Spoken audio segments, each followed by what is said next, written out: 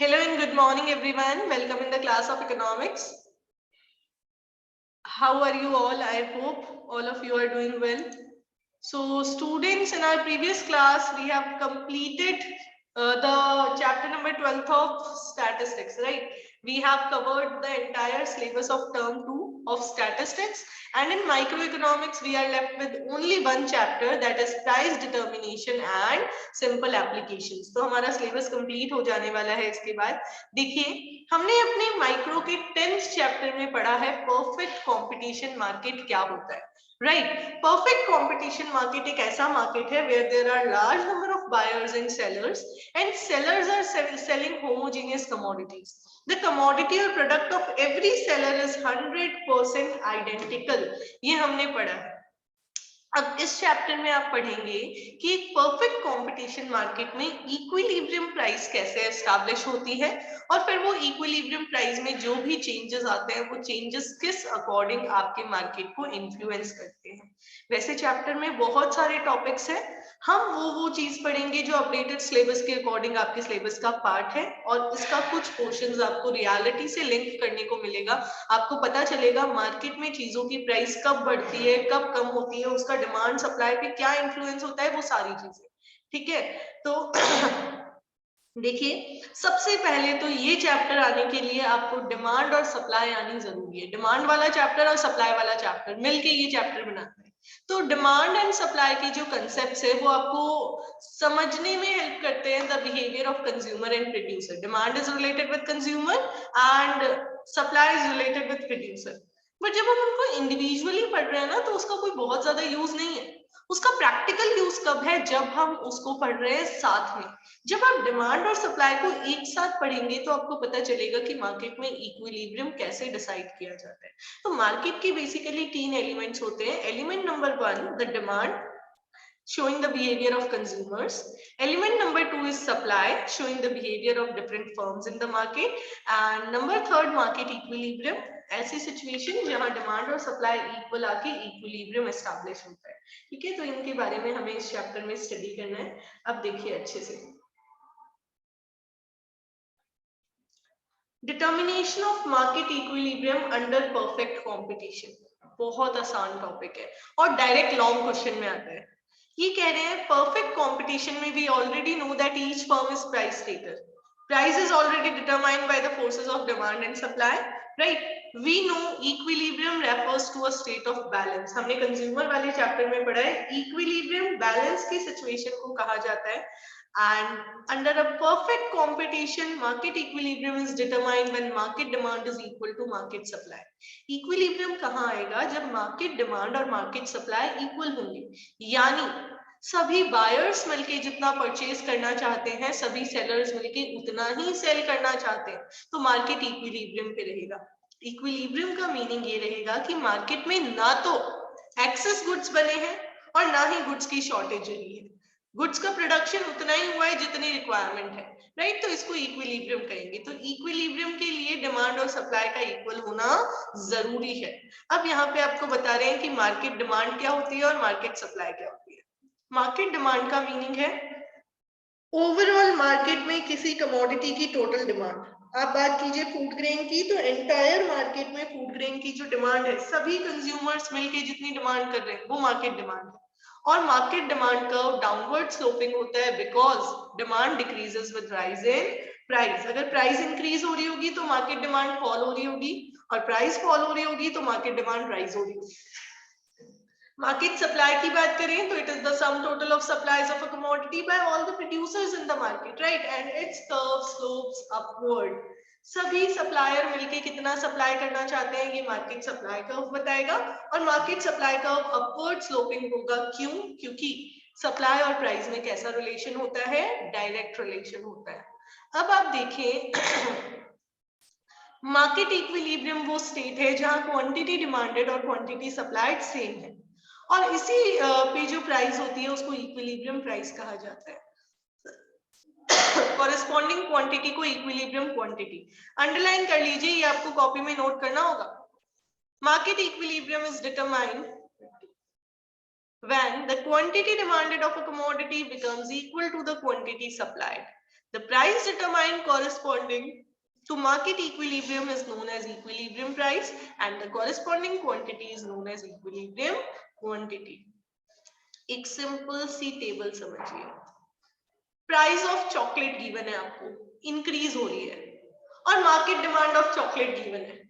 क्या आपको पता है कि प्राइस इंक्रीज होती है तो डिमांड फॉल होती है? यस, एक जनरल ट्रेंड यही रहता है, एक जनरल बिहेवियर यही रहता है कि जैसे ही प्राइस इंक्रीज होने लगती है उस कमोडिटी की डिमांड जो है वो फॉल होने लग जाती है. तो देखें जरा ध्यान से, प्राइस इंक्रीज हो रही है 2, 4, 6, 8, 10 और डिमांड डिक्रीज हो रही है 100, 80, 60, 40, 20.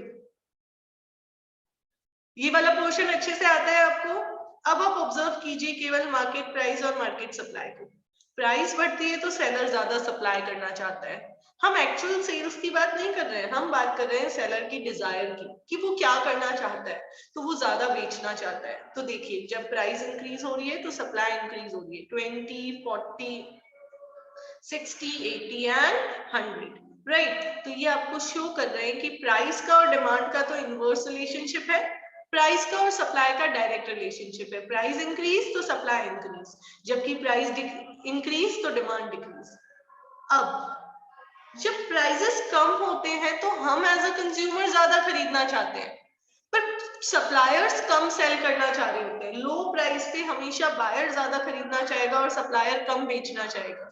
तो आप ऑब्जर्व करें जरा ये वाला पोर्शन, लो प्राइस है, प्राइस कम है 2 रुपीज और 4 रुपीज, ऐसे में डिमांड ज्यादा है सप्लाई कम है.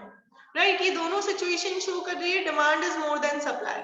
तो ये मार्केट में एक्सेस डिमांड की सिचुएशन है, शॉर्टेज ऑफ गुड्स है. ठीक है, और इक्विलिब्रियम पे दोनों सेम है, डिमांड और सप्लाई. अभी हम इसका प्रैक्टिकल अप्रोच समझेंगे जो बहुत सिंपल और बहुत यूजफुल है. ठीक है, अभी आगे समझेंगे हम उसको.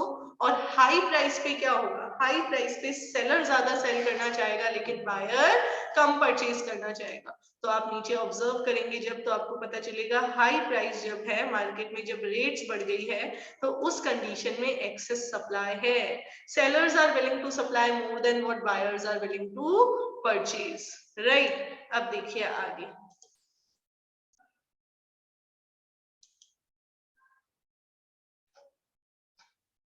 एक डिटेल्ड वे में कंसेप्ट को समझना शुरू करते हैं. अच्छे से तसल्ली से ऑब्जर्व कीजिएगा.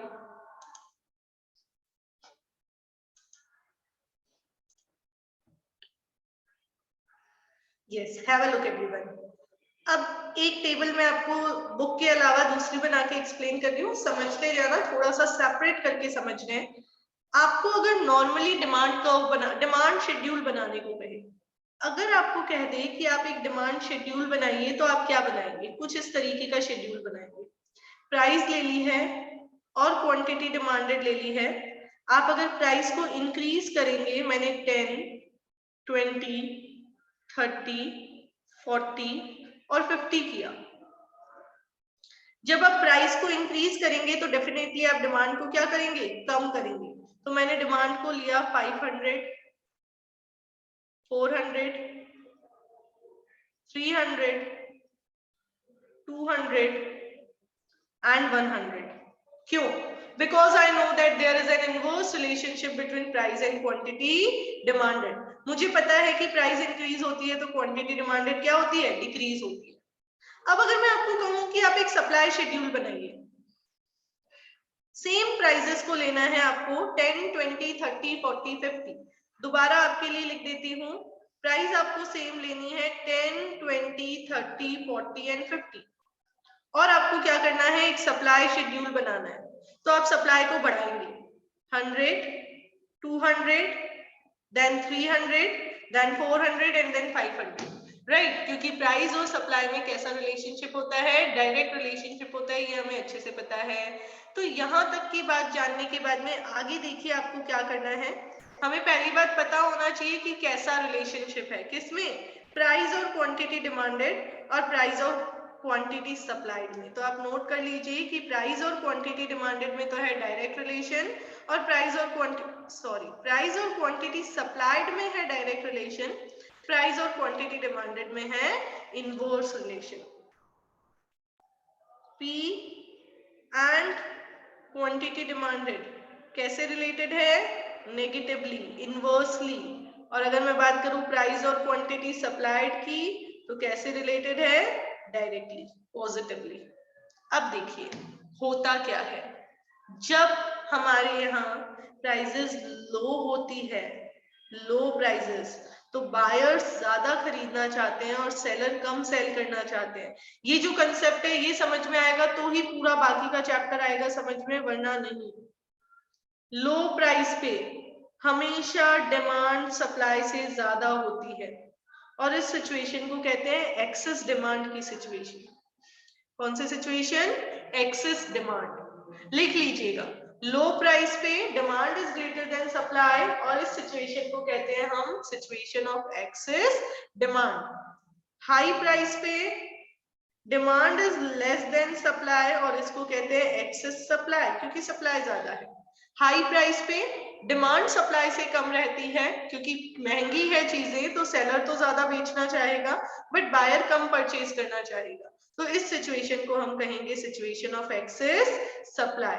यहाँ तक सबको क्लियर है? अब आप टेबल में ऑब्जर्व करें, जो आपकी बुक में टेबल गिवन है उस टेबल में ऑब्जर्व करेंगे जब, तो आपको पता चलेगा कि हाँ ये वाली बात तो बिल्कुल सही है। हम ये यहाँ पे बहुत अच्छे से ऑब्जर्व कर पा रहे हैं कि जब इक्विलिब्रियम तो वहां है जहां डिमांड और सप्लाई इक्वल है, बिल्कुल ये इक्विलिब्रियम है, demand is equal to supply. Equilibrium price है 6, तो 6 से कम जो भी रेट है वो लो प्राइस है। 6 से कम जब प्राइस है तो प्राइस क्या है? लो प्राइस है। और जब लो प्राइस होती है तो डिमांड सप्लाई से ज्यादा होती है। तो ये देखिए demand is more than supply और इस सिचुएशन को कहते हैं एक्सेस डिमांड की सिचुएशन। जब मार्केट में गुड्स की शॉर्टेज है, एक्सेस डिमांड की सिचुएशन। और हाई प्राइस पे क्या होता है? एक्सेस सप्लाई, सेलर ज्यादा बेचना चाहते हैं। क्या यहां तक सभी को समझ में आ गया है? Show me a thumbs up if it is a yes. Is it clear to everyone? Low demand पे क्या होता है, लो प्राइस पे क्या होता है और हाई प्राइस पे क्या होता है, ये क्लियर है? इक्विलिब्रियम आता है जहां पे बैलेंस है, प्राइस और क्वांटिटी वो है जहां डिमांड और सप्लाई दोनों इक्वल है, राइट? अब देखिए मेन कंसेप्ट जो आपको समझना है कि अगर प्राइसेस लो है तो वापस इक्विलिब्रियम कैसे आएगा और प्राइसेस हाई है तो वापस इक्विलिब्रियम कैसे आएगा। देखें, जब प्राइस लो है तो डिमांड सप्लाई से ज्यादा है, मार्केट में खरीदने वाले ज्यादा, बेचने वाले कम। जब ऐसा होता है तो सप्लायर पे प्रेशर पड़ता है और वो धीरे धीरे चीजों की प्राइस बढ़ाने लगते हैं। आप मूवी टिकट्स की बात कर लीजिए, सपोज ब्लैक में टिकट्स अवेलेबल है, हॉल पूरा फुल हो गया है, अब आपको मेन काउंटर पे टिकट नहीं मिल रही है, ठीक है? आप टिकट लेने पहुंचे और साथ में 2 और लोग हैं जिनको टिकट चाहिए। अब सामने वाले सेलर को पता चल गया कि भाई टिकट की डिमांड ज्यादा है लेकिन मेरे पास तो 2 ही टिकट्स अवेलेबल है, तो वो उसकी रेट को और बढ़ा देगा। जैसे जैसे डिमांड बढ़ती है वैसे वैसे चीजों की प्राइस भी बढ़ने लगती है। ये हमने ब्लैक बोर्ड पे समझा है स्कूल में, राइट? तो लो प्राइस पे एक्सेस डिमांड हुई, एक्सेस डिमांड के प्रेशर ने प्राइस को बढ़ाया। एक्सेस डिमांड का प्रेशर क्या करता है? प्राइस को इंक्रीज करता है। और जब प्राइस इंक्रीज होती है तो डिमांड थोड़ी सी कम होने लगती है, सप्लाई थोड़ी सी बढ़ने लगती है और इक्विलिब्रियम आता है। ये मैंने क्या कह दिया, समझ आया कि ऊपर से निकल गया? देखिए क्या कहा मैंने, एक बार विद टेबल आपको एक्सप्लेन करते हैं। 2, 4, 6। अभी मैं सिर्फ लो प्राइस की बात करूंगी आपके साथ। यहाँ पे मैं ले रही हूँ डिमांड और यहाँ पे ले रही हूँ सप्लाई। डिमांड की अगर मैं बात करूँ तो डिमांड डिक्रीज करनी है हमें, तो मैं ले लेती हूँ 10, 100 ले लेते हैं, 100, 80, 60। प्राइस बढ़ी तो डिमांड कम, और सप्लाई को हमें बढ़ाना है तो सप्लाई को बढ़ा देते हैं 20, 40, 80, सॉरी 60, क्योंकि हमें इक्विलिब्रियम लाना है यहाँ पे। अब ध्यान से समझें, ये लो प्राइस है, इस लो प्राइस पे डिमांड सप्लाई से ज्यादा है। जब डिमांड सप्लाई से ज्यादा थी शुरू वाले पीरियड में, जब प्राइस 2 रुपीस थी और डिमांड सप्लाई को एक्सीड कर रही है। 100 यूनिट्स की डिमांड है पर सेलर के पास केवल 20 यूनिट्स है सप्लाई करने के लिए, वो सिर्फ 20 बेचना चाहता है। ऐसे में इस एक्सेस डिमांड की वजह से प्राइस इंक्रीज हुए। ये जो प्राइस 2 रुपीज से 4 रुपीज हुए, ये क्यों हुए? क्योंकि मार्केट में एक्सेस डिमांड थी। अब आपको पता है जब चीज महंगी होने लगती है तो डिमांड थोड़ी सी कम हो जाती है और सप्लाई थोड़ी सी बढ़ जाती है, राइट? लेकिन अभी भी एक्सेस डिमांड है। डिमांड थोड़ी कम हुई, सप्लाई थोड़ी बढ़ी क्योंकि प्राइस बढ़ गए, फिर भी एक्सेस डिमांड है। अभी भी एक्सेस डिमांड था तो इसका प्रेशर वापस प्राइस पे गया, प्राइस और इंक्रीज हो गई। प्राइस इंक्रीज हुई तो डिमांड थोड़ी सी डिक्रीज हुई, सप्लाई थोड़ी सी बढ़ी। कब तक चला ये एडजस्टमेंट? जब तक ये दोनों बराबर नहीं आ गए। तो ये जो मैंने आपको एक्सप्लेन किया है इसको बहुत ध्यान से समझिए, ये आपके लिए बहुत ज्यादा हेल्पफुल है। क्या बताया मैंने आपको? एरो बना के लिख लीजिए एक प्रॉपर तरीके से, प्रॉपर फॉर्मेट से। लो प्राइस अगर रहती है तो लो प्राइस पे एक्सेस डिमांड होती है। लो प्राइस पे क्या रहता है? Excess demand. अब एक्सेस डिमांड का प्रेशर क्या करता है? प्राइस को इंक्रीज करने लगता है। एक्सेस डिमांड के प्रेशर से प्राइस इंक्रीज होती है, और जब प्राइस इंक्रीज होती है तो दो चीजें होती है। क्वांटिटी डिमांडेड थोड़ी सी फॉल होती है, क्वांटिटी सप्लाइड थोड़ी सी राइज होती है। और ये दोनों कब तक चलते रहेंगे? जब तक डिमांड और सप्लाई इक्वल नहीं आ जाते, जब तक वापस इक्विलिब्रियम नहीं आ जाता। तो इसको आप प्रॉपर तरीके से समझ लीजिए। लो प्राइस हुई तो लो प्राइस के ऊपर एक्सेस डिमांड रही, एक्सेस डिमांड हुई तो एक्सेस डिमांड के प्रेशर ने प्राइस को बढ़ाया। जैसे ही प्राइस इंक्रीज हुई क्वांटिटी डिमांडेड डिक्रीज होने लगी, क्वांटिटी सप्लाइड इंक्रीज होने लगी। और ये तब तक चलता रहा जब तक डिमांड और सप्लाई दोनों एक दूसरे के इक्वल नहीं आ गए, जब तक दोनों एक दूसरे के बराबर नहीं आ गए। आगे देखिए हाई प्राइस पे क्या होता है, देखते हैं जरा। इस बार मैं हाई प्राइस से स्टार्ट कर रही हूँ, ठीक है? किससे स्टार्ट कर रही हूँ? हाई प्राइस से। Just have a look. Price 10, 8, 6, उल्टी बना दिया मैंने टेबल।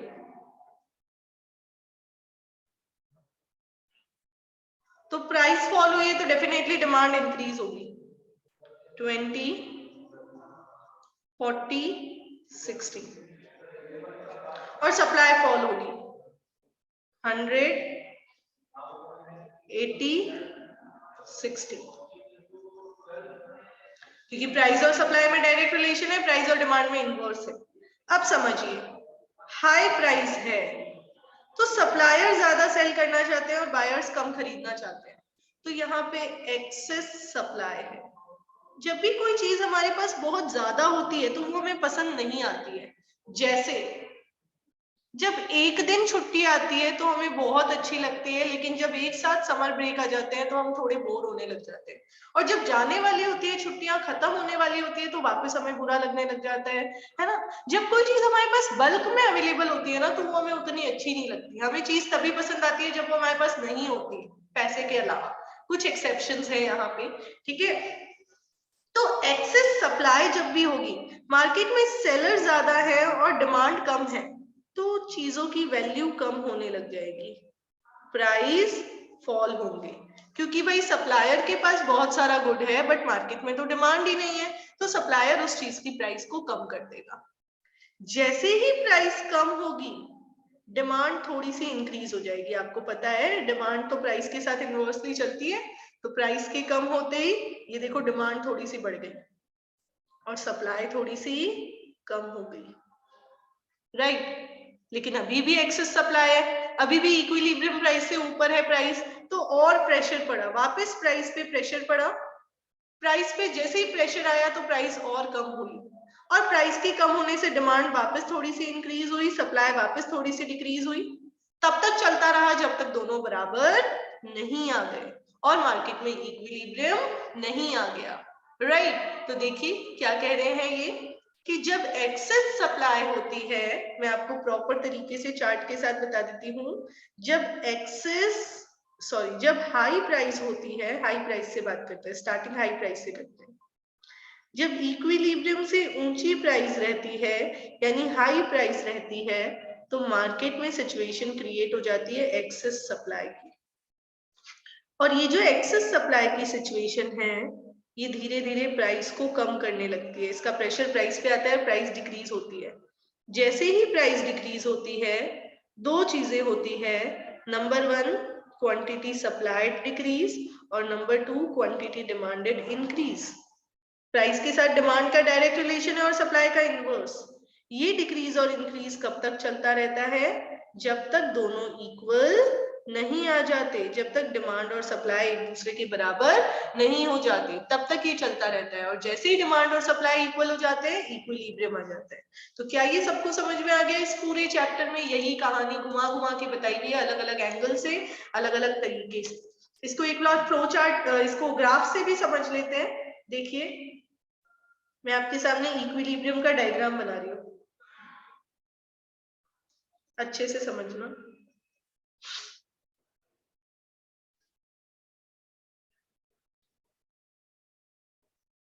मैं y एक्सिस पे लेती हूँ प्राइस और x एक्सिस पे लेती हूँ क्वांटिटी। मैंने एक डाउनवर्ड स्लोपिंग डिमांड कर्व बनाया। आप सबको पता है कि डिमांड कर्व ऐसा बनता है। और मैंने एक अपवर्ड स्लोपिंग सप्लाई कर्व बना दिया। हमें पता है कि सप्लाई कर्व अपवर्ड स्लोपिंग होता है। ये जहां पे दोनों बराबर है, ये इक्विलिब्रियम है। ये OP इक्विलिब्रियम प्राइस और ये OQ इक्विलिब्रियम क्वांटिटी, ये पॉइंट E इक्विलिब्रियम का। यहां तक सबको समझ में आया?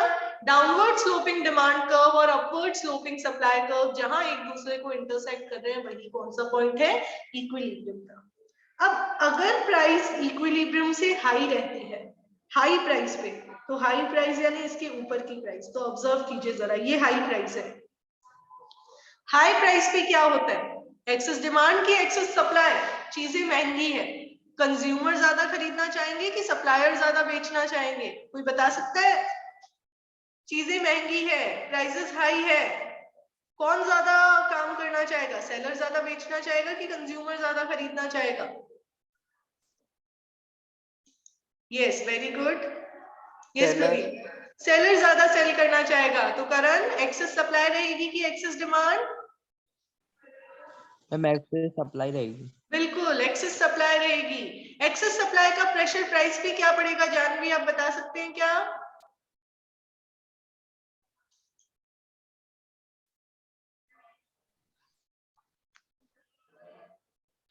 कंज्यूमर कम खरीदे, बिल्कुल, डिमांड।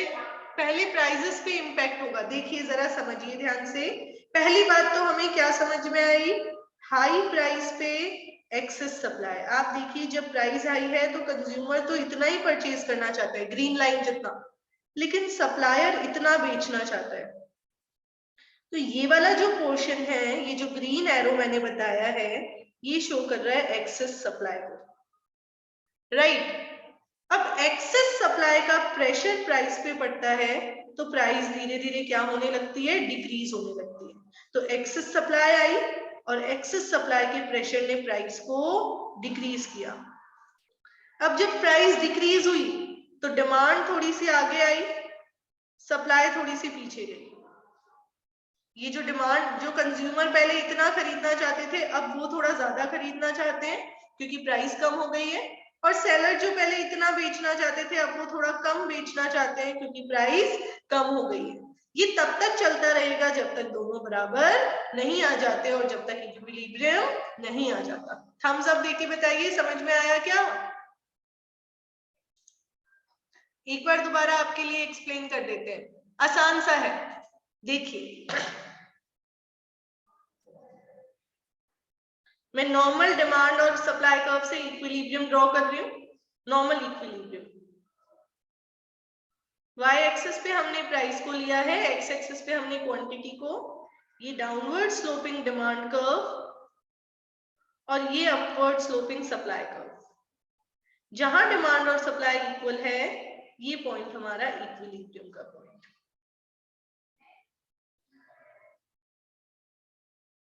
ये आपका इक्विलिब्रियम का पॉइंट, ठीक है? अब देखिए, हाई प्राइस पे, अगर इक्विलिब्रियम प्राइस से, यानी ये वाली इक्विलिब्रियम प्राइस है, अगर प्राइस इससे ज्यादा है तो बायर्स इतना खरीदना चाहते हैं पर सेलर्स इतना बेचना चाहते हैं, यानी ये वाला पोर्शन एक्सेस सप्लाई का है।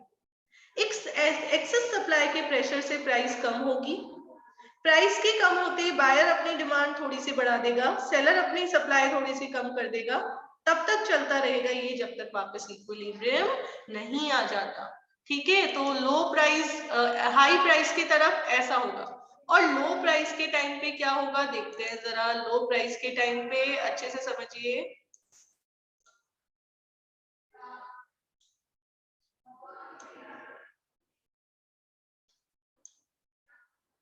हम बात करते हैं, ये आपका एक डाउनवर्ड स्लोपिंग डिमांड कर्व है और ये आपका एक अपवर्ड स्लोपिंग सप्लाई कर्व बना लेते हैं।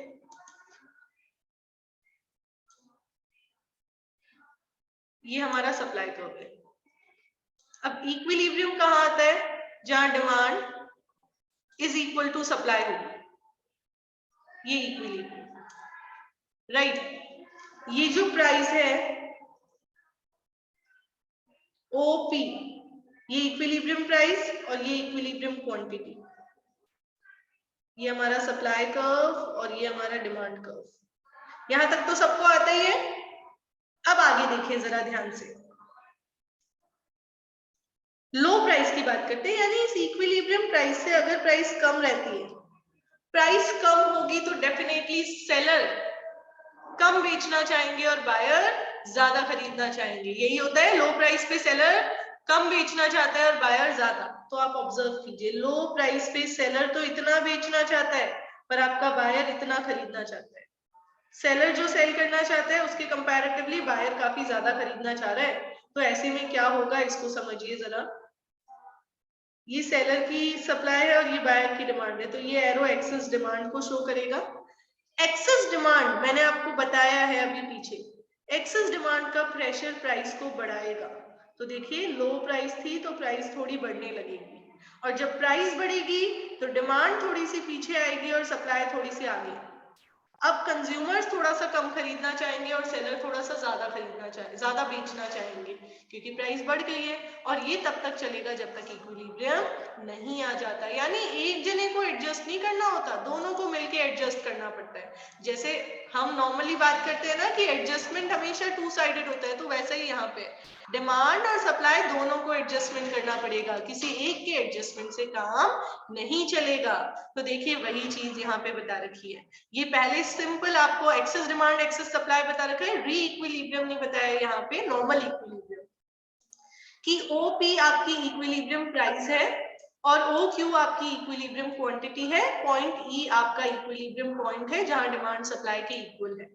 अगर हाई प्राइस की बात करोगे तो एक्सेस सप्लाई दिखेगी आपको, और अगर लो प्राइस का बात करोगे तो एक्सेस डिमांड दिखेगी। हाई प्राइस पे excess supply and low price पे एक्सेस डिमांड। ठीक है, अब आप इसको प्रॉपर तरीके से रीड करके रखना इक्विलिब्रियम वाला, और फिर ये एक्सेस डिमांड और एक्सेस सप्लाई पढ़ के रखना। मैंने आपको एक्सेस डिमांड और एक्सेस सप्लाई दोनों समझा दिए हैं, आप ये दोनों पढ़ के रखना, वापस कैसे इक्विलिब्रियम आता है ये पूरा रीड करके रखना, हो जाएगा। चलिए दैट्स ग्रेट, मिलते हैं फिर आप सभी से कल की क्लास में, तब तक के लिए have a nice day, enjoy yourself.